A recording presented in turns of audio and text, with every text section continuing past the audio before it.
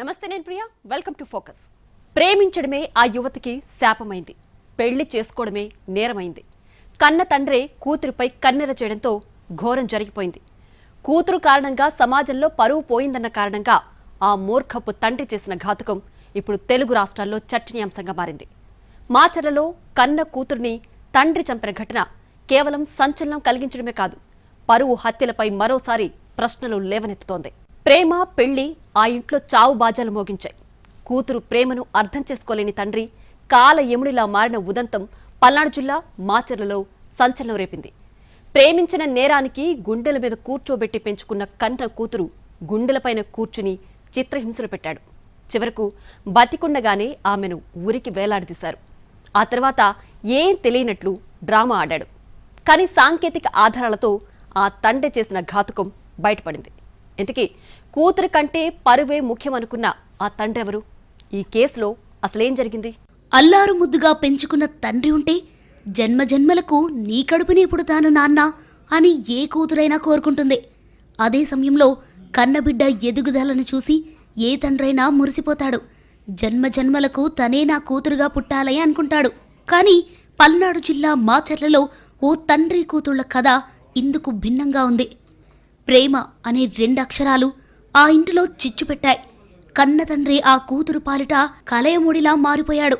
కూతురు కంటే పరువే తనకు చాలా ముఖ్యమని భావించాడు. తన మాట మీరిందన్న ఏకైక కారణంతో కూతుర్ను అత్యంత దారుణంగా చంపేశాడు. ఈ ఘటన మాచర్ల పట్టణాన్ని ఒక్కసారిగా ఉలిక్కి పడేలా చేసింది. తొలుత దీనిని ఆత్మహత్యగా నమ్మించే ప్రయత్నం చేసినప్పటికీ పోలీసుల లోతైన విచారణలో అసలు నిజం బయటపడింది. ఇక్కడ చూడండి, ఈ ఫోటోలో కనిపిస్తున్న యువతి పేరు చౌడేశ్వరి. ఊరు పల్నాడు జిల్లా మాచర్ల. ఈ ఫోటోలో కనిపిస్తున్న యువకుడి పేరు నాగరాజు. ఊరు మాచర్ల మండలం జమ్మలమడక. ఇద్దరి మధ్య మొదలైన పరిచయం కాస్త ప్రేమగా మారింది. ఇద్దరు ఒకరినొకరు ఇష్టపడ్డారు.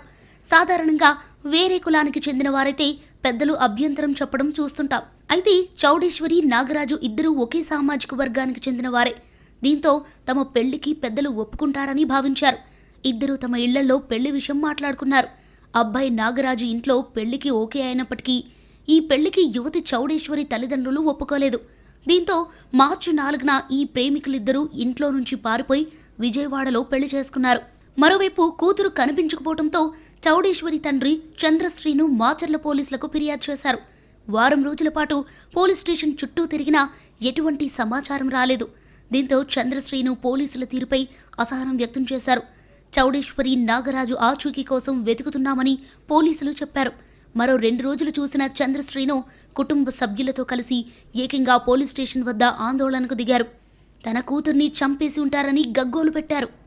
కేసుకెళ్ళి 8 రోజుల నుంచి మమ్మల్ని ఏది శరమాన్ చేసి అమ్మాయి చంపేశారు సార్. ఇల్లు అమ్మాయి లేదు, ఉంటే 2 రోజులు చేసుకున్నప్పుడు ఎందుకుంటారు? గంగనబోయిన నాగరాజు, గంగనబోయిన శ్రీను, గంగనబోయిన కాశయ్య, గంగనబోయిన పుల్లయ్య, గంగనబోయిన లక్ష్మయ్య, సిఐ గారి కానీ 8 రోజులు తిరుగుతున్నాం సార్. ఈ రోజు 6ంటికి తీసుకొస్తాను, ఈ కూతురు చెబుతాను సార్. 8 రోజుల నుంచి మేము స్టేషన్ చుట్టూ పండుకొని ఈ రోజు తీసుకొస్తాను, ఈ టయానికి తీసుకొస్తే మాకు తెలియదు సార్. అదేమంటే కూతురుని మేము చంపేసినామంటారు సార్. అందరూ మేము చంపేసినా మాకు తెలియదు అంటారు. నా కూతురు నాకు గొప్ప చెప్పండి, సిఐ గారిని ఏమంటారు సార్, రిక్వెస్ట్ చేస్తాను, నా కూతురు నాకు గొప్ప చెప్పండి సార్. తన కూతురి ఆచూకీ తెలుసుకోవటంలో పోలీసులు విఫలమయ్యారంటూ రచ్చరచ్చ చేశారు. అంతేకాదు, ఒంటిపై పెట్రోల్ పోసుకుని చౌడేశ్వరి తండ్రి చంద్రశ్రీను ఆత్మహత్య చేసుకుంటానని హల్చల్ చేశారు. దీంతో పోలీసులు చంద్రశ్రీను అదుపులోకి తీసుకుని పోలీస్ స్టేషన్లోకి తీసుకెళ్లారు. చంద్రశ్రీను కుటుంబ సభ్యులకు సర్ది చెప్పి వీలైనంత త్వరగా ఆచూకీ కనుక్కుంటామని హామీ ఇచ్చారు. నేను వచ్చిన కాడి నుంచి సిఐ గారు రాలేదని మేము బయట కూర్చున్నాం. వచ్చిండు, సార్ ఆగండి సార్ అన్నా. నన్ను ఆగమంటవేంది, దీన్ని తీసుకుపోయి లోపల కూర్చోబెట్టు అన్నాడు.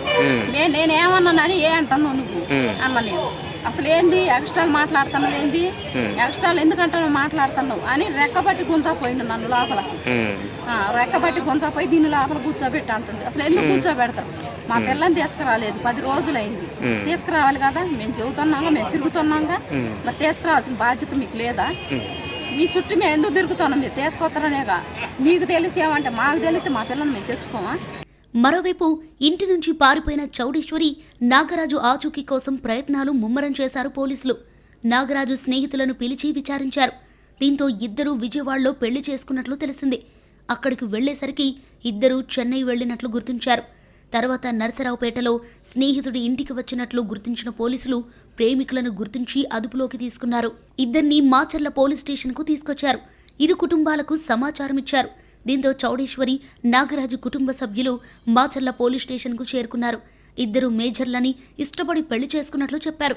అయితే తన కూతుర్ని తనతో పాటు పంపించాలని చంద్రశ్రీను పట్టుబట్టారు. దీంతో పోలీసులు మేజర్లు ఇష్టప్రకారం పెళ్లి చేసుకున్నారు, చేసేదేమీ లేదని చెప్పారు. ఇదే సమయంలో రెండు కుటుంబాల పెద్దలు మాట్లాడుకున్నారు. నాగరాజు కుటుంబ సభ్యులతో చౌడేశ్వరి తండ్రి చంద్రశ్రీను మాట్లాడారు. వారం రోజులు సమయం ఇవ్వమని, ఇద్దరికి పెళ్లి చేద్దామని చెప్పారు. దీంతో అందరూ చంద్రశ్రీను మాటలు నమ్మారు. పోలీసులు కూడా చౌడేశ్వరిని తల్లిదండ్రులతో పంపించారు. కూతురు ఇంటికి వచ్చిందో అప్పుడే చంద్రశ్రీను అసలు రూపం బయటకొచ్చింది. చంద్రశ్రీనుకు కూతురు చౌడేశ్వరి అంటే చాలా ఇష్టం. తన కూతురును ప్రభుత్వ ఉద్యోగికిచ్చి పెళ్లి చేయాలని భావించారు. అందుకే కూతురి కోసం గవర్నమెంట్ జాబ్ ఉన్న అబ్బాయి కోసం ప్రయత్నించారు. ఇదే సమయంలో కూతురు నాగరాజును ప్రేమిస్తుందని తెలుసుకున్నా ఆ విషయం తనకు తెలియనట్లే నటిస్తూ పెళ్లి సంబంధాలు చూడటం మరింత వేగవంతం చేశారు. ఓ ప్రభుత్వ ఉపాధ్యాయుడితో వివాహం నిశ్చయించారు. పెళ్లికి సంబంధించి ఏర్పాట్లు కూడా చేస్తున్నారు. మరో 2 రోజుల్లో నిశ్చితార్థం జరగాల్సింది. ఈ క్రమంలో తమ ప్రేమను గెలిపించుకోవాలని భావించిన చౌడేశ్వరి, నాగరాజు తల్లిదండ్రులకు చెప్పకుండా పారిపోయి పెళ్లి చేసుకున్నారు. చౌడేశ్వరి, నాగరాజు పెళ్లి జరిగింది. అయినప్పటికీ పెద్దల సమక్షంలో మరోసారి సాంప్రదాయబద్ధంగా పెళ్లి చేయాలని ఇరు వర్గాల పెద్దలు నిర్ణయించారు. ఇక గొడవలన్నీ సద్దుమణిగాయి అనుకున్న తరుణంలో చౌడేశ్వరి తండ్రి చంద్రశ్రీను మళ్లీ విలన్గా మారాడు. కన్న కూతురుపైనే పీకల దాకా కోపం పెంచుకున్నాడు. పరువు తీసిన కూతురును చంపేయాలని డిసైడ్ అయ్యాడు. అంతే, ఇంట్లో కూతురు మాత్రమే ఉన్న సమయం చూసి అనుకున్న పని పూర్తి చేశాడు. ఇందుకు మేనల్లుడు కూడా సహకరించాడు. చౌడేశ్వరి నాగరాజును పెళ్లి చేసుకుంది. ఇంటి నుంచి వెళ్లిపోయి వారం రోజుల తర్వాత తిరిగొచ్చింది.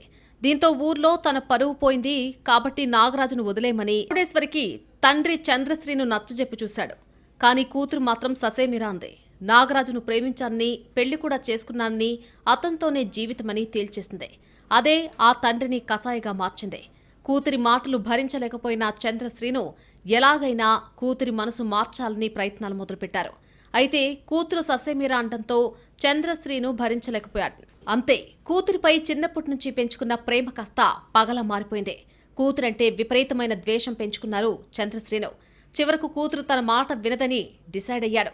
తనకు ఇష్టం లేని వ్యక్తితో తన కూతురు ఉండడం నచ్చని అతను ఏకంగా ఆమెను హత్య చేసేందుకు రెడీ అయ్యారు.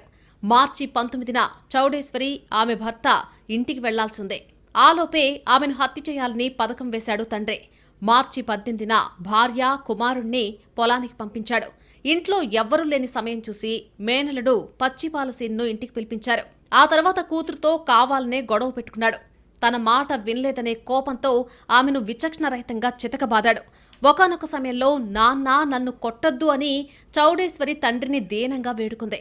కావాలంటే పురుగుల మందివు, తాగి చచ్చిపోతాను అంటూ ప్రాధేయపడింది. కాని ఆ కసాయి తండ్రి గుండె అణువంత కూడా కరగలేదు. ఆమె గుండెలపై కూర్చుని మరింత చిత్రహింసలు పెట్టాడు. ఊపిరి ఆడకుండా చేసి చివరకు కొనప్రాణం ఉండే దీన స్థితికి తీసుకొచ్చాడు. చివరికి కొనప్రాణం ఉండగానే ఆమెను ఉరికి వేలాడదీసి చంపేశాడు. చౌడేశ్వరి ఫ్యాన్ కూరేసుకుని ఆత్మహత్యకు పాల్పడినట్టు సీన్ క్రియేట్ చేశాడు. ఇంటికొచ్చి చూసేసరికి కూతురు ఫ్యాన్ కూరేసుకుని చనిపోయిందని అందరికీ చెప్పాడు తండ్రి. దీంతో అందరూ షాక్ తిన్నారు. 2-3 రోజుల్లో పెళ్లి చేస్తామంటే ఇలా చేసిందని కన్నీరు మున్నీరయ్యాడు. చౌడేశ్వరి మృతదేహాన్ని చూసి కుటుంబ సభ్యులు కన్నీరు మున్నీరవడంతో ఎవ్వరికీ ఎటువంటి అనుమానం రాలేదు. ఆత్మహత్య విషయం తెలుసుకున్న పోలీసులు చౌడేశ్వరి మృతదేహాన్ని పోస్టుమార్టం కోసం ప్రభుత్వ హాస్పిటల్కు తరలించారు. పోస్టుమార్టం అనంతరం చౌడేశ్వరి మృతదేహాన్ని కుటుంబ సభ్యులకు అప్పగించారు. కూతురి డెడ్ బాడీకి అంత్యక్రియలు నిర్వహించారు చంద్రశ్రీను కుటుంబ సభ్యులు. అయితే చౌడేశ్వరి ఆత్మహత్య ఎందుకు చేసుకుందనే దానిపై పలు అనుమానాలు కూడా వ్యక్తమయ్యాయి. పెళ్లి చేస్తాం, సమయం కావాలని అడిగితే అందరూ ఒప్పుకున్నారు. కానీ చౌడేశ్వరి ఎందుకు చనిపోయిందో అంతు చిక్కలేదు. తండ్రే కూతుర్ని చంపుతానని ఎవ్వరూ ఊహించలేదు. తల్లిదండ్రులకు నచ్చచెప్పలేక, అటు ప్రియుడితో జీవించలేక ఆత్మహత్య చేసుకుని ఉంటుందని అంతా భావించారు. పైగా కూతురుపై చంద్రశ్రీనుకు ఎంతో ప్రేమ ఉండడంతో ఎవ్వరూ అనుమానించలేదు. అలా ఎవ్వరికీ అనుమానం కలగలేదు. కన్న కూతురు ముఖ్యమా, పరువు ముఖ్యమా అంటే ఆ తండ్రి పరువే ముఖ్యంగా భావించాడు. దీంతో కన్న కూతుర్ను ఏమాత్రం కనికరం లేకుండా నిర్దాక్షిణ్యంగా కడతీర్చాడు. ఆపై హత్య కేసు అని ఎవరికీ తెలియకుండా కొత్త డ్రామాకు తెరతీశాడు. కూతురు ఆత్మహత్య చేసుకుందని అందర్నీ నమ్మించే ప్రయత్నం చేశాడు. సీన్ కట్ చేస్తే వైద్యులిచ్చిన పోస్టుమార్టం రిపోర్ట్ ఆ తండ్రి బాగోతాన్ని బయటపెట్టింది. పరువు కోసం పాకులాడిన ఆ కసాయి తండ్రి కాస్త ఇప్పుడు సమాజంలో పరువు పోయి జైలు ఊచలు లెక్కపెడుతున్నాడు. మార్చి 18న చౌడేశ్వరి తన ఇంటిలో ఫ్యాన్ కి వేలాడుతూ కనిపించింది. దీంతో ఇంట్లో అంతా ఒక్కసారిగా ఉలిక్కిపడ్డారు. ప్రేమ, పెళ్లి, ఆ తర్వాత జరిగిన గొడవల కారణంగా మనస్తాపంతో ఉరివేసుకుని చనిపోయిందని భావించారు. అటు తండ్రి చంద్రసేను సైతం అదే వాదన వినిపించారు. దీంతో ఎవరికీ అనుమానం రాలేదు. ఆత్మహత్యగా కేసు నమోదు చేసిన పోలీసులు పోస్టుమార్టం చేసి చౌడేశ్వరి డెడ్ బాడీని కుటుంబ సభ్యులకు అప్పగించారు. కుటుంబ సభ్యులు కూడా ఆ తర్వాత అంత్యక్రియలు నిర్వహించారు. అయితే చౌడేశ్వరి మృతి కేసులో పోస్టుమార్టం రిపోర్టు కీలకంగా మారింది. రిపోర్టులో చౌడేశ్వరి ఆత్మహత్య చేసుకోలేదని, బలంగా కొట్టడంతో పాటు ఊపిరాడకుండా చేసి హత్య చేసి ఉంటారని డాక్టర్లు తేల్చడంతో ఒక్కసారిగా పోలీసులు షాక్ అయ్యారు. దీంతో ఆత్మహత్య కేసును కాస్త హత్య కేసుగా మార్చి దర్యాప్తు షురూ చేశారు. పోస్టుమార్టం రిపోర్టుతో పోలీసులకు చౌడేశ్వరి కుటుంబ సభ్యులపై అనుమానం వచ్చింది. వెంటనే చౌడేశ్వరి కుటుంబ సభ్యులను అదుపులోకి తీసుకున్నారు. చౌడేశ్వరి చనిపోయిన రోజు ఏం జరిగింది అనే దానిపైన అందరినీ విడివిడిగా విచారించారు. దీంతో అసలు విషయం బయటపడింది. నాగరాజును వదిలేసి తమతో ఉంటానని చెప్పాలని, తాము చెప్పిన వ్యక్తినే పెళ్లి చేసుకోవాలని చౌడేశ్వరిని తండ్రి తీవ్రంగా హింసించినట్లు విచారణలో తేలింది. అంతేకాదు మరిన్ని విస్తుపోయే నిజాలు వెల్లడయ్యాయి. మంచి సంబంధం చూసి పెళ్లి చేయాలనుకున్నాను, కానీ ప్రేమ పెళ్లి చేసుకుని సమాజంలో నా పరువు తీసింది అని నిందితుడు చంద్రసేను పోలీసులకు వాంగ్మూలమిచ్చినట్లు తెలుస్తోంది. పైగా హత్య చేసిన తర్వాత ఫ్యాన్ కు వేలాడదీసి ఆత్మహత్య చేసుకున్నట్లు అందరినీ నమ్మించేందుకు ప్రయత్నించామని కూడా పోలీసుల విచారణలో ఆయన అంగీకరించారు. దీంతో పోలీసులు చంద్రసేనుతో పాటు అతని మేనల్లుడు సీనుని అదుపులోకి తీసుకున్నారు. ఈ కేసులో తండ్రి చంద్రసేను ఇచ్చిన వాంగ్మూలం అందరినీ విస్మయానికి గురిచేస్తోంది. నా పరువు తీసింది, అందుకే చంపాను అని నిందితుడు పేర్కొనడం చూస్తుంటే సమాజంలో పరువు కోసం ప్రాణాలు తీసే ధోరణి ఎంత బలంగా ఉందో అర్థం చేసుకోవచ్చు. కన్న కూతురు కంటే పరువే ఎక్కువైపోయిందని ఈ ఘటన మరోసారి రుజువు చేస్తోంది. ఇది సమాజానికి ఎంత మాత్రం మంచిది కాదని నిపుణులు చెప్తున్నారు. కేవలం తమకు ఇష్టం లేని పెళ్లి చేసుకుంది అన్న ఒకే ఒక్క కారణంతో కన్న కూతురునే హత్య చేసి ఆత్మహత్యగా చిత్రీకరించిన తండ్రిని చూసి అందరూ అసహ్యించుకుంటున్నారు. ఈ ఘటన స్థానికంగా తీవ్ర చర్చనీయాంశమైంది. ప్రేమ పేరుతో ప్రాణాలు తీయడం కాకుండా పిల్లల ఇష్టాయిష్టాలను గౌరవించాల్సిన అవసరం ఉందనే అభిప్రాయాలు వ్యక్తమవుతున్నాయి. మరోవైపు పెళ్లైన కొద్ది రోజులకే కళ్ల ముందే భార్య విగత జీవిగా మారడంతో భర్త నాగరాజు కన్నీరు మున్నీరవుతున్నాడు. నమ్మించి పిలిచి ఇంత దారుణానికి ఒడుగడతారని ఊహించలేదని అతడు ఆవేదన వ్యక్తం చేస్తున్నాడు. అల్లారు ముద్దుగా పెరిగిన అమ్మాయి తండ్రి చేతిలోనే హత్యకు గురి కావడం పట్ల మాచర్ల ప్రజలు కూడా తీవ్ర దిగ్భ్రాంతి వ్యక్తం చేస్తున్నారు. అంతేకాకుండా ఇలాంటి ఘటనలు మరిన్ని చోటు చేసుకోకుండా ఉండడానికి అధికారులు కఠిన చర్యలు తీసుకోవాలని డిమాండ్ చేస్తున్నారు. మరోవైపు పరువు హత్య కేసును సరిగ్గా డీల్ చేయని కారణంగా మాచర్ల సీఐపై వేటుకు రంగం సిద్ధం చేసినట్లు తెలుస్తోంది. కన్న తండ్రే కూతురుని హత్య చేసి తర్వాత ఆత్మహత్యగా చిత్రీకరించడం బహిరంగంగానే తెలుస్తున్నప్పటికీ పోలీసులు అనుమానాస్పద కేసుగా పరిగణించలేదు. ఇప్పుడు ఉన్నతాధికారుల విచారణలో అన్ని విషయాలు బయటపడేసరికి సీఐపై ఉన్నతాధికారులు ఆగ్రహం వ్యక్తం చేసినట్లు తెలుస్తోంది. ఈ క్రమంలో ఆయనపై వేటు వేసేందుకు రంగం సిద్ధం చేస్తున్నట్లు సమాచారం. పైగా ఈ కేసును ఆత్మహత్య కేసుగా మార్చేందుకు లక్షల రూపాయలు చేతులు మారినట్లు పోలీసులపై ఆరోపణలు వస్తున్నాయి.